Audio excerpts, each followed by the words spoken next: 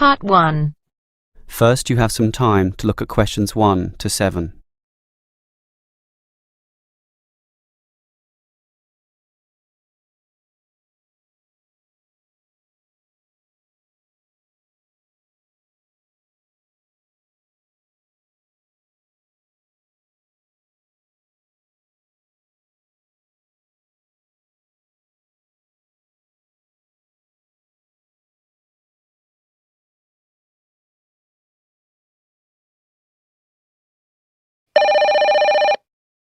Hello, can I speak to... the advert doesn't give a name. Well, the name is Bob, and I guess this call is about the car I'm selling, right? Yes, my name's Francis, and I'm definitely interested. You'll like my car then. Clean, neat, nice. What sort is it? Oh, the original model was called an Echo. You know, like the echo a sound can make. But then they changed the name to Yaris just before I bought it. Yaris. I don't know why. I liked the old name, and it's the same car, but that's what it's called. So, what's the colour? The ad says it's cream-coloured. Like cream, then? Yeah, well, it's more of a yellow colour, actually. Not cream? No, I don't know why I said that. It's like a canary, and it's more like one, too. So, what about the power? How many cylinders does it have? 4 or 6? My brother has a 6-cylinder car and says it's very powerful. Well, this one's 4 only, but I find it fine for city driving. As long as you don't intend to drive this car interstate or across the country, it does the job fine. That's okay. I just want the car basically for commuting to work and maybe some weekend trips. Is it 2-door or 4-door? I suppose it's not 4-door. The car's too small for that, right? Right, just 2 doors, as you say. The front seat bends forward to allow entry into the rear. That's fine by me. This car is just for my girlfriend and I anyway. What about accessories? Radio, CD player, anything else? Does it have an air conditioner? Well, no, it doesn't, but I don't find that a problem. I just open the window. I mean, if you really want, you can pay to have an AC installed. Basically, the only additional feature this car has is a radio, but it's still a great deal. That depends on the price. You say you want $12,800, right? Yep, about that. Well, obviously you expect the price to be reduced to an even figure, right? Well, I don't know. $12,000. $12,500, maybe. If you can lower it a bit, I'll come and have a look, okay? Okay. Let's say $12,400, but I won't lower it any more than that. Certainly not to $12,000. Well, if I can get that better price, I may come over this afternoon. But what year is this car? How old is it? My brother's got a 12-year-old car and it's showing problems. Well, my car was brand new only 3 years ago, but it still looks like it's only been 1 year on the road. Okay, that sounds good. Before you hear the rest of the conversation, you have some time to look at questions 8 to 10.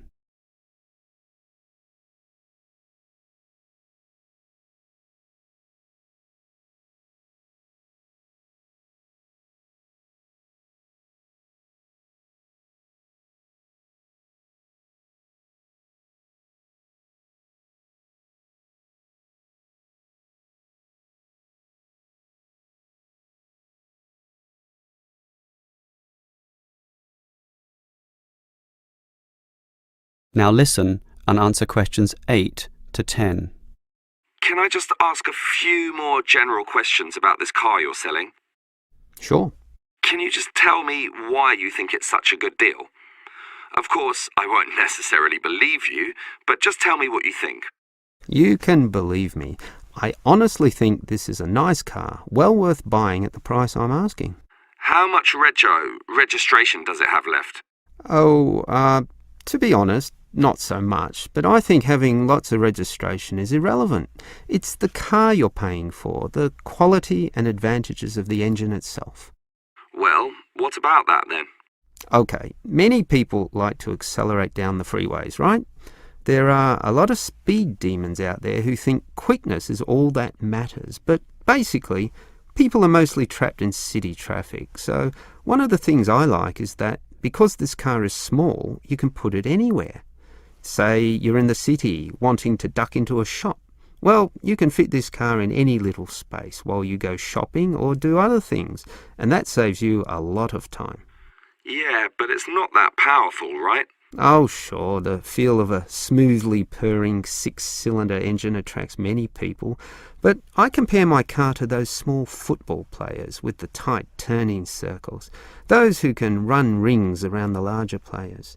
This car is like that. It can turn this way and that way, dodge here, duck in there, sneak around corners, squeeze ahead and grab a position. That's also very useful when travelling in city traffic. Okay, I'll think about it. Sure, think about it, but all these advantages are sound and appeal to other buyers as well.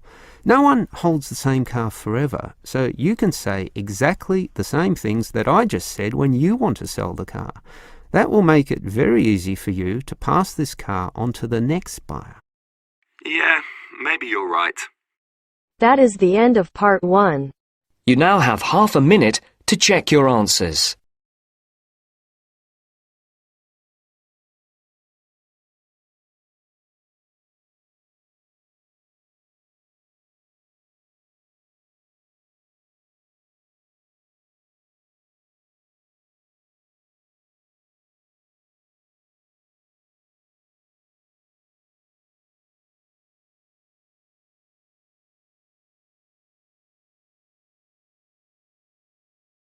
Now turns to part 2. Part 2. You will hear a university administrator telling a group of new students about the central campus buildings and the facilities they provide. First, you have some time to look at questions 11 to 16.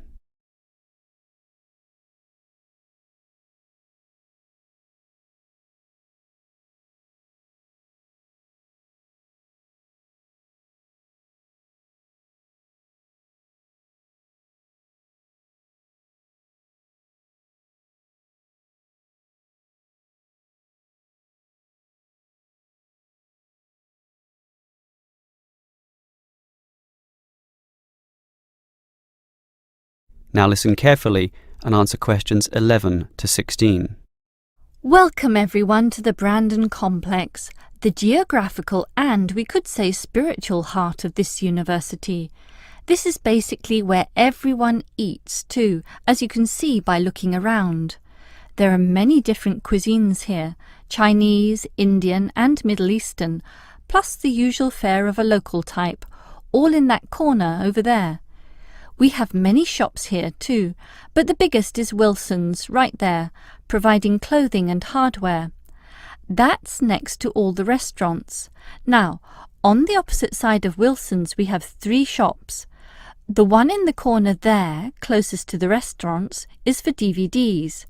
Yes, the DVDs are cheap and affordable, and you can also rent DVD players as well. Moving on. In the corner directly opposite Wilson's is the Student Union office.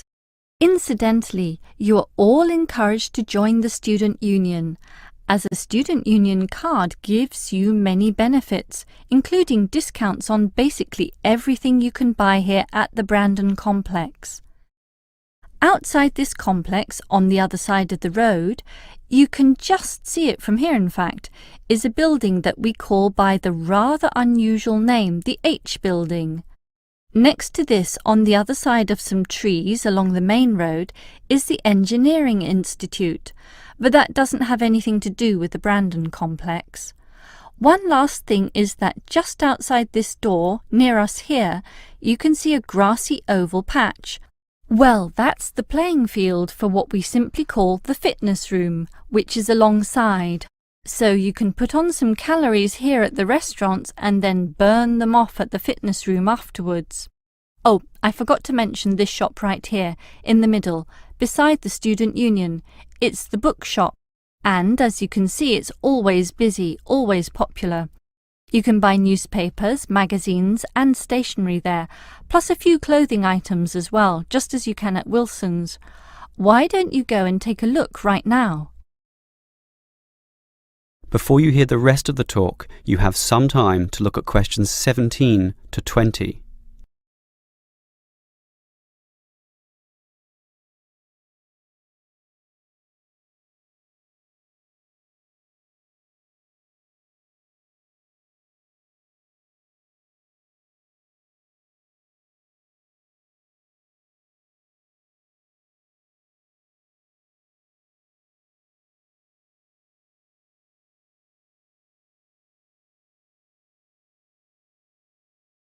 Now listen and answer questions 17 to 20. Now, I'd like to tell you a bit more about one of the buildings here, namely the H building. Despite its bland name, you might be interested in what goes on there. It is our main recreational centre, with halls, offices and space available for a variety of activities, mostly for those who want to get fit. For example, if you're interested in yoga, you're in luck, since 4 days a week there are free yoga classes. They have several levels, so if you're a beginner, you'd have to start with that. You can check the schedules on the wall there. Yoga used to be at night, but now it's in the mornings, but not on Wednesdays. Along those same lines, there's aerobic dancing in the afternoon. This shares the same room as the badminton games, which are on Mondays, Wednesdays and Fridays. The aerobics are on the alternate days, Tuesdays and Thursdays, and it's not restricted at all. Everyone is welcome to join, although the instructor may divide you up, of course, according to ability. And, just to show how diverse the H building is, there's even some spiritual solace available there inside the multi-denominational prayer centre, with individual booths and a variety of holy scriptures and texts available to read from all the major religions of the world. That's open all day over the weekend, but not at night time when the rooms are for private booking. Finally, for those of you of a cerebral nature, the University Chess Club operates at night. That's open from 8 p.m. every, is it Wednesday or Monday? No, sorry, Friday. And I think it closes at about 11:30 p.m. So, there's something for everyone in the H building. That is the end of part 2. You now have half a minute to check your answers.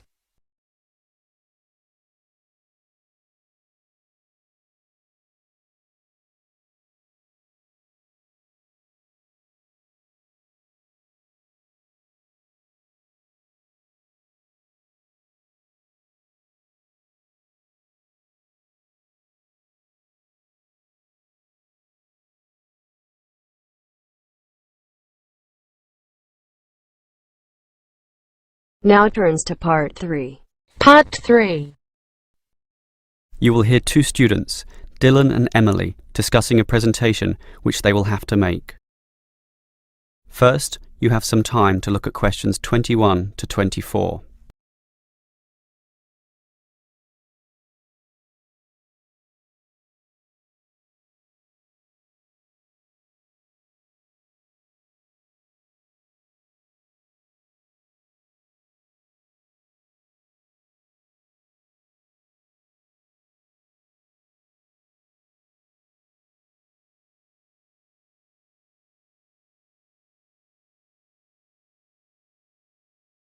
Now listen carefully and answer questions 21 to 24. Okay, Emily, as you know, we've got to do this presentation together. I know, I'm a little bit nervous about it, standing up in front of all those people. And what if the presentation fails? What if... Don't worry, I've been reading a book about giving effective presentations. It's not that hard, but the way to do it is certainly not always obvious either. For example, do you know what the most important part of a presentation is? The final summary, I guess. The opposite. The first minute, in fact. The theory says that first minute is when you win or lose the audience. If you lose them at that point, you'll probably never get them back. So that's why you need a hook. A hook? You mean like when you catch fish? Yes. I mean, not exactly, but yes. We want to catch the audience, right? so we need to start in a way which wakes them up, gets them interested, and makes them watch us. I see. Basically, no matter how good our presentation is, if the message doesn't get across, the presentation fails. So we need to give a fact which really amazes them, or an interesting story, or pose a dilemma which makes them think, something they can really puzzle over. It's better if this is related to the subject, of course, something to do with management in our case. So that's the hook. That's right. From then on, we'll just follow the basic advice. Like what? Like, talk to your audience, as equals. Don't talk down to them or up to them. They're just the same as us, right? You're right, Some of the best presentations I've ever seen sounded just like conversations. Exactly. And what else made them good? Well, the speakers sort of involved me in the topic and issues under discussion by asking questions, by referring to me, by saying you, and, well, basically they were interesting. And they're exactly the tips we'll follow too. It should be fine. Before you hear the rest of the conversation, you have some time to look at questions 25 to 30.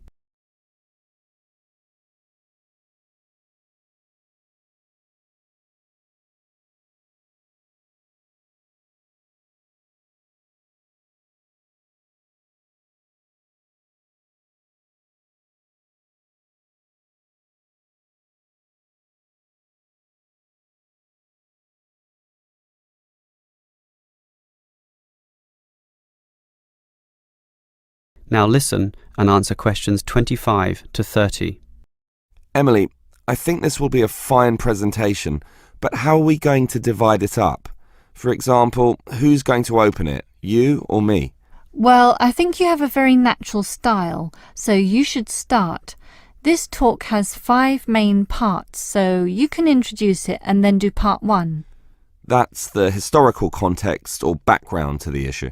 Yes, then I'll do part 2 about current views. You do part 3 and I'll do part 4, leaving both of us to handle the question time. I'm okay with that. In part 1, I'll probably speak at length about Hoffman's theory, about management styles, and compare differences in culture in relation to the style of management used. That sounds good. Those differences are important and certainly relevant to the current times. Hoffman makes some excellent points too on this issue. That's why I'll follow up with present-day perspectives and viewpoints on this, such as the problems facing today's managers in the complex multicultural workplace, where basically one can no longer assume one is dealing with a single culture in the workplace, but actually a multiculture. That sounds good also. Then I'll take over, discussing the implications and problems of this. I suppose you'll look at the pluralist movement. Yeah, I was thinking about that, but then I changed my mind. I've decided I'll look at the productive diversity argument. It's more interesting anyway, so I'll go with that. Then I'll tell everyone what we've decided is the best business practice, or what is most likely to work in most situations, which is basically ignoring pluralism and productive diversity and linking everything back to Kotter's theory of human universals. Yes, the theory that argues modern management should target the universals of human nature. Right, and that leaves both of us to field questions at the end. Are there any questions we can predict so that we have some good answers ready? About resolving industrial disputes, for example? Well, I'd say that industrial democracy usually surprises people, so we should expect a lot of questions about that. Yes, the theory is that it increases productivity and reduces industrial delays. And results in better decision-making, but that's all theory. Most people would think that industrial democracy is just about unworkable in practice, so let's be ready to explore that issue in some depth, as well as any other related topics, okay? Okay. That is the end of part 3. You now have half a minute to check your answers.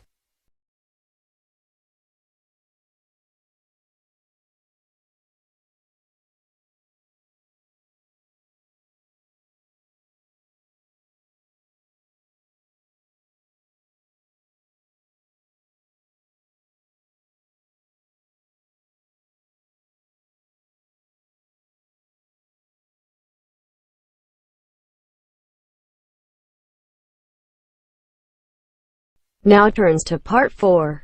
Part 4. You will hear a lecturer discussing the possibility of creating nuclear fusion. First, you have some time to look at questions 31 to 40.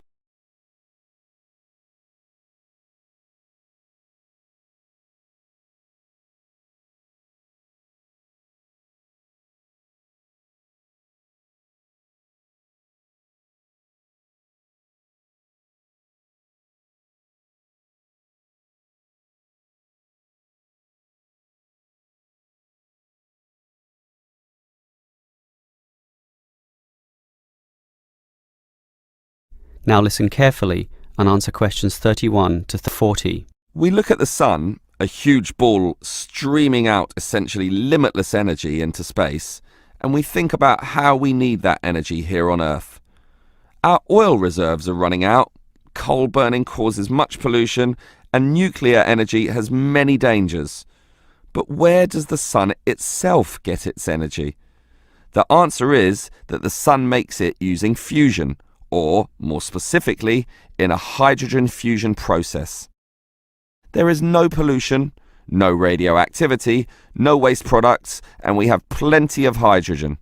So, hydrogen fusion seems the perfect answer to our energy needs, and scientists have long attempted to achieve it here on Earth. So what happens during this process? The first step is to make two light atomic particles approach.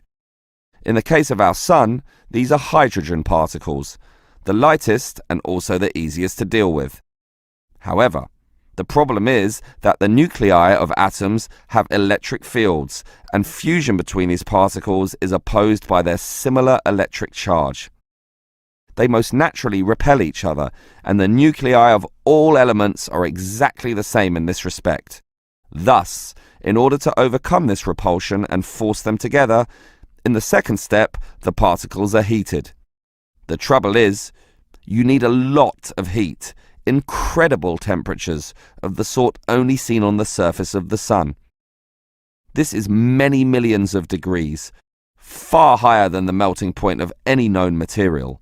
Still, the concept is simple. The hot, wildly moving particles, which are now called plasma, will crash into each other, resulting in the third step, the fusion into helium, which releases energy and begins a self-sustained process. So, we know how fusion works. Thus, the big question is, can we create it here on Earth? We actually have the technology to superheat hydrogen into plasma, but no container on Earth can deal with those temperatures. Thus, we need to confine this superheated material so that it doesn't touch anything. For that, we need a special reactor, and most research has focused on an apparatus known as a tokamak system. That's TOKAMAK, an acronym from some Russian words meaning toroidal chamber with magnetic field. It's an apt name, since a very powerful magnetic field is used to confine and suspend the super hot plasma in the air so that it doesn't touch anything. This is possible only because this plasma has an electric charge, which interacts with the magnetic field. Of course, the walls of the fusion vessel will still get hot, very hot, and to avoid being melted, they must be cooled with a cryogenic system to intensely low temperatures. But now we are faced with the second problem. If we are to draw power from this system, the reaction must be continuous and controllable. However, when fusion begins, the plasma becomes unstable, and at these temperatures, that is a very serious situation. If we lose control, a disaster could result. Despite the obstacles, in 2010, a European device managed some success, but needed far more power to generate the fusion reaction than that produced from the fusion itself. Obviously then, it was not useful as a power source. More to the point, this system could only sustain a fusion reaction for a fraction of a second, yet, to self-sustain, the fusion needs to run for at least 10 seconds. And the future looks bleak. Unfortunately, most scientists predict that many decades will have to pass before fusion power can become a practical reality. That is the end of part 4. You now have half a minute to check your answers.